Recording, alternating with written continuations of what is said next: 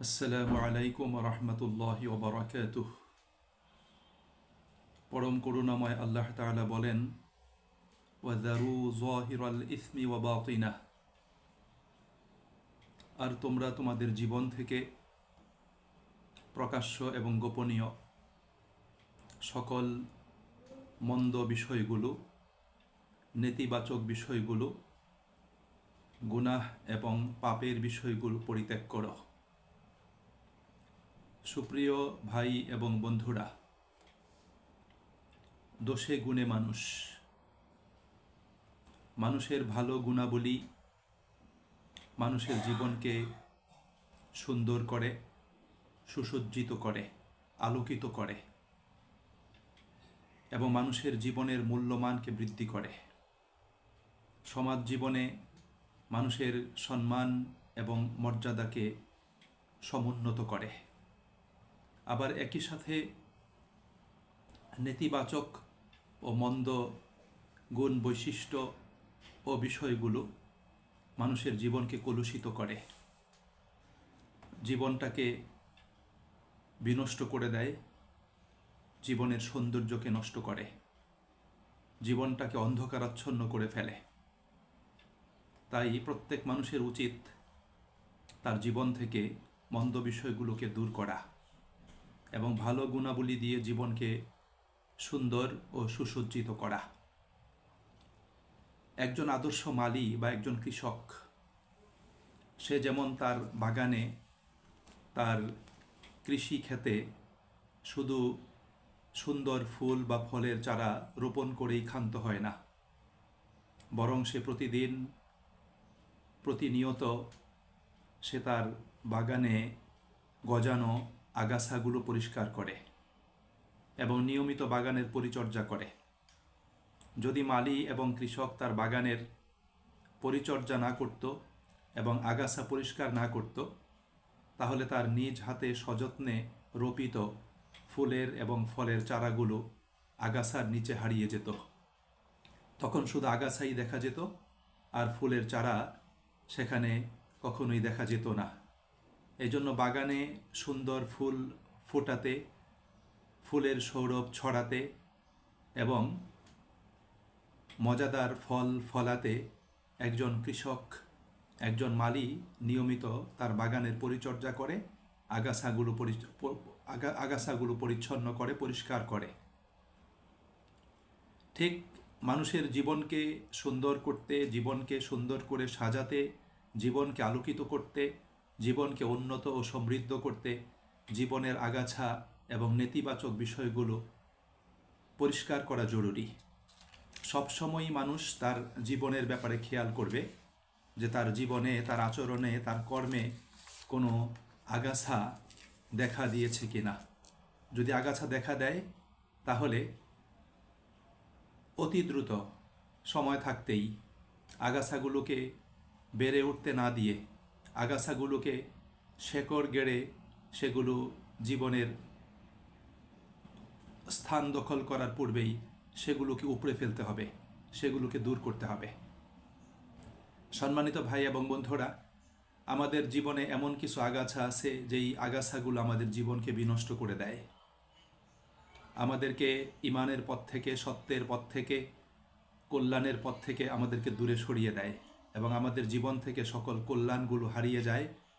জীবনে ইমানের আলো এবং সততা, সত্যনিষ্ঠার আলো জীবন থেকে নিষ্প্রভ হয়ে যায়। সে আগাছাগুলো হলো যেমন মিথ্যা, অহংকার, পরনিন্দা, পরচর্চা, ধোঁকা, প্রতারণা, হিংসা, বিদ্বেষ, লোভ লালসা, কৃপণতা, জুলুম, অত্যাচার, খেয়ানত, ওয়াদা খেলাফ, গীবত, উপহাস, বিদ্রূপ, মিথ্যা অপবাদ, ঘৃণা, পরশ্রী কাতরতা, অপচয় এবং নিয়ন্ত্রণহীন ক্রোধ এবং প্রবৃত্তির অনুসরণ। এগুলো হলো জীবনের আগাছা, এগুলো জীবনকে বিনষ্ট করে দেয়। তাই সুপ্রিয় ভাই এবং বন্ধুরা, আমাদের প্রত্যেককে আমাদের জীবনের দিকে, আমাদের কর্মের দিকে, আমাদের প্রত্যেককে সর্বদা নজর রাখতে হবে, খেয়াল রাখতে হবে এবং সযত্নে জীবনের পরিচর্যা করতে হবে। তাহলেই আমরা সুন্দর, উন্নত, সমৃদ্ধ, সাজানো একটা জীবন লাভ করতে পারবো এবং জীবনের স্বাদ ও মজা আমরা আস্বাদন করতে পারবো। রাসূল করিম সাল্লাল্লাহু আলাইহি ওয়াসাল্লাম এই ক্ষেত্রে তার একটি বিখ্যাত হাদিস, যা জামিয়া তিরমিজিতে বর্ণিত হয়েছে, তিনি বলেছেন, আল কাইয়িসু মান দানা নাফসাহু ওয়া আমিলা লিমা বা'দাল মাউত। মানুষের মধ্যে সেই ব্যক্তি হলো সবচেয়ে বুদ্ধিমান এবং সচেতন, যে ব্যক্তি নিজের জীবনের প্রতি খেয়াল করে, জীবনের হিসেব করে এবং নিজের জীবনটাকে সে সবসময় নিজের সমীক্ষার ভিতর রেখে জীবনটাকে সুন্দরভাবে সাজানোর জন্য চেষ্টা করে এবং মৃত্যু পরবর্তী জীবনের জন্য সে আমল করে, প্রস্তুতি গ্রহণ করে। এই জন্য সুপ্রিয় ভাই এবং বন্ধুরা, জীবন সম্পর্কে প্রত্যেক মানুষের চিন্তা করতে হবে। যারা জীবন সম্পর্কে চিন্তা করে, জীবনের পরিচর্যা করে, জীবনের আগাছা দূর করে, তারাই দুনিয়াতে নিজেকে অনেক উচ্চতায় তারা নিয়ে যেতে সক্ষম হয়। সুপ্রিয় ভাই এবং বন্ধুরা, আসুন আমরা প্রত্যেকেই নিজের জীবনকে সাজানোর জন্য জীবন থেকে আগাছাগুলো দূর করি। মানুষের একটা সহজাত প্রবণতা আছে, মানুষ নিজের দোষগুলোকে খুব ছোট করে দেখে আর অন্যের দোষগুলোকে খুব বড় করে দেখে। এটাও হলো জীবনের আগাছা দূর করার পথে একটা বড় বাধা।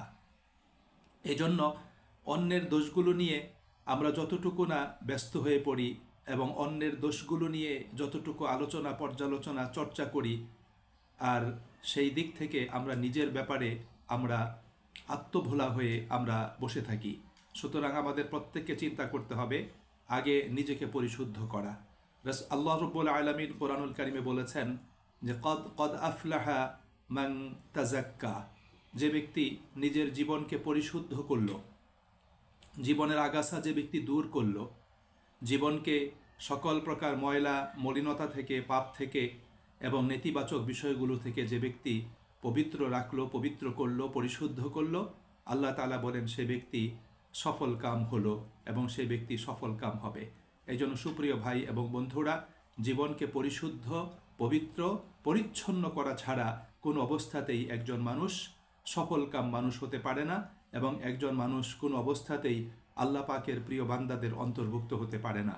এই জন্য সুপ্রিয় ভাই এবং বন্ধুরা, আসুন এই দুনিয়ার ক্ষুদ্র এই সফরে, এই জীবনে আমরা নিজের জীবনের প্রতি একটু মনোযোগী হই, জীবনটাকে সুন্দর করার জন্য চেষ্টা করি, ভালো ভালো কর্মের চারা রোপণ করি এবং ভালো ভালো গুণাবলী দিয়ে জীবনকে আমরা আলোকিত এবং সুসজ্জিত করার জন্য চেষ্টা করি। আর যে বিষয়গুলো জীবনটাকে আপনার কি কলুষিত করে, অন্ধকারাচ্ছন্ন করে, সেই বিষয়গুলো থেকে জীবনকে আমরা পরিচ্ছন্ন এবং মুক্ত রাখার জন্য চেষ্টা করি। আল্লাহ আমাদের সকলকে তৌফিক দান করুন। আসসালামু আলাইকুম ওয়া রাহমাতুল্লাহি ওয়া বারাকাতুহু।